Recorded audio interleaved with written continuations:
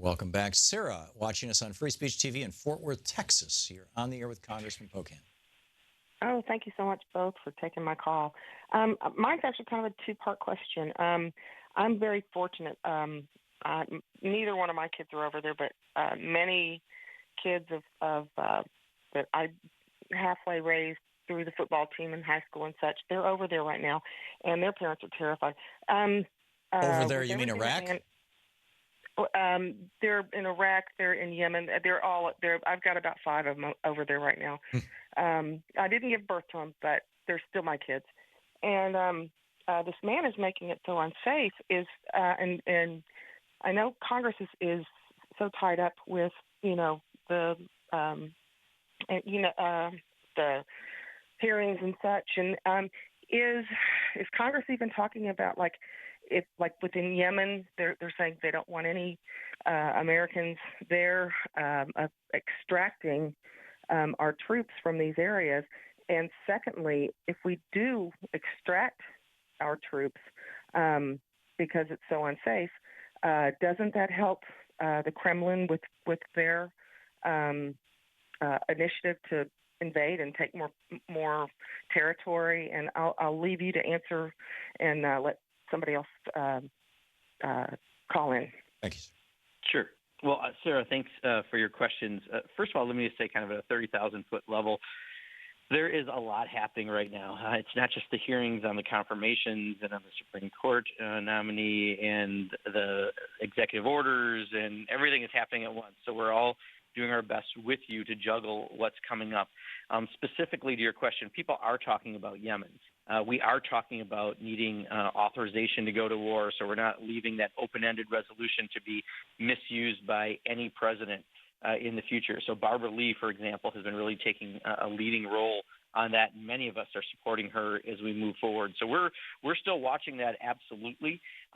Specifically to your question about pulling troops, I think that let me give a bit more of a general answer. And, I think for a lot of us, we think we have a lot of troops still in a lot of places that we don't need to be. And if we were able to bring some folks home and give them other responsibilities to do, but not in those other countries, one, we would provide a tremendous amount of savings to the country that could then go into programs that we all care about, from education to healthcare to a lot of other programs that are very important, I think, and help the Americans that are necessary and right now not getting attention. So I'm more concerned with the fact that we have a tendency to go into an area, think we can take a lead role when we don't often know the areas very well, and it's not been a great formula for success for us. And I think a lot of us would like to have a long conversation about bringing people home and maybe having a slightly less imperialistic sort of attitude that sometimes we've had a little too aggressive in the past. Okay, we just have 20 seconds, so we're going to hit a break. Your thoughts on President Trump saying that he wants to throw $1 trillion at the military? Right now he wants to throw a lot of money at a lot of things, and then he also wants to provide tax breaks for his best buddies. So far he's living in a bit of a fantasy land, and I think the Republicans, from what I tell in a number of articles, are starting to get nervous that he's putting all these ideas out there. Republicans will always put more money there, but not necessarily with programs that help people, and we have to be careful to watch that they don't divert too many resources away from essential services for the middle class and those striving to be in the middle class. Amen. And David, listening on WGRN in Columbus, Ohio, you're on the air with Congressman Mark Pocan. What's up, David? Hi, Congressman. I used to live in Madison, so I appreciate all your feedback. And when I was in Madison, they were planning a high-speed rail between Madison and Chicago and Detroit and some other cities, and it just failed because, Ohio threw back the money. This could be a good infrastructure improvement. It could reduce auto traffic, and it could do a lot of good things, reduce air pollution, and I don't know where that's going, but do you think Trump's response could be responsive to that? I'll tell you, Wisconsin, Scott Walker, before he was even elected, announced that he was going to give back over $800 million to connect Chicago to Minneapolis, which, if you look at a map, there's really only one way to do that, through Wisconsin, and he didn't want to have any part of it. And taxpayers had to put out about $150 million to repair lines that we were going to do anyway. It was an incredibly foolish political statement on his behalf. We don't know exactly what the infrastructure means right now from Donald Trump.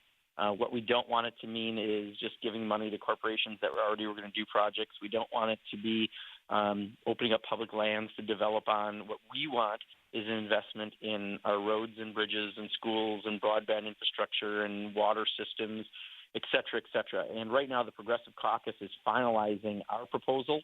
We know that Chuck Schumer's put out a proposal, but we want to make sure we're defining what a real investment in infrastructure would be. And, of course, it would be involving our transportation infrastructure as well. And I think we're probably a week to 2 weeks from putting that out there. Linda in Deerfield Beach, Florida. You're on the air with Congressman Mark Pocan. Hi. Thank you for taking my call. I just have a quick question. I'm with local 1071 National Association of Letter Carriers, and we're curious if Trump is going to sign that 5-day delivery and pretty much destroy hundreds of thousands of jobs. If you've heard anything on the Hill, and I'll take your answer off the air. And thank you very much for what you're doing. Bye. Oh, Linda, thank you. We've dealt with this issue the 4 years that I've been in Congress. I haven't heard anything specifically about where Donald Trump is on this.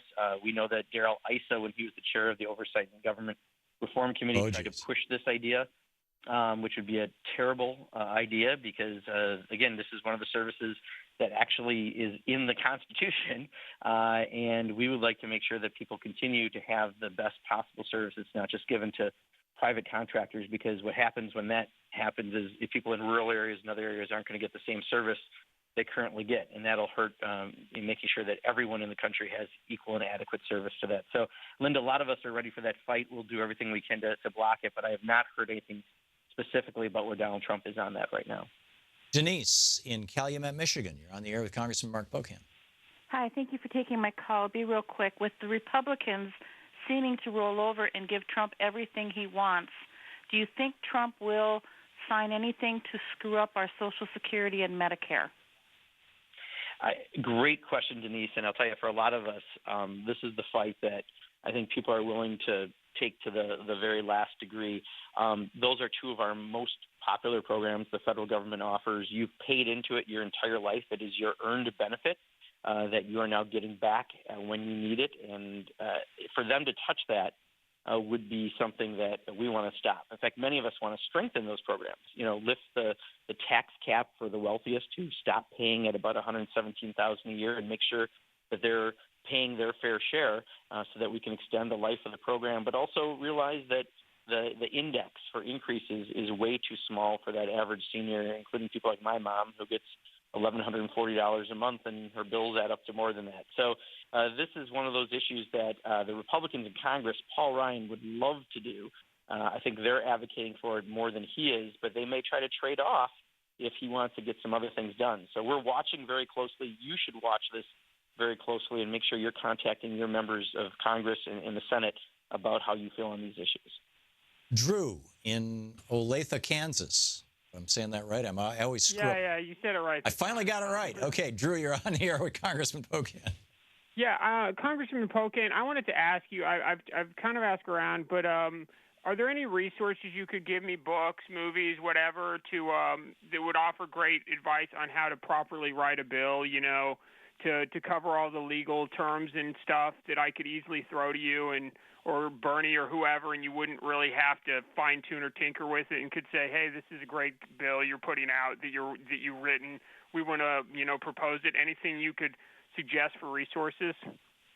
Drew, honestly, here's what I would have a different take on it, because we have lawyers who know how to do that, who've been doing it for years and decades, and I wouldn't expect you to be able to be brought up to speed just by reading a book. If you have a well-thought-out idea and you can help convince others that it's a good idea, that helps us more than anything.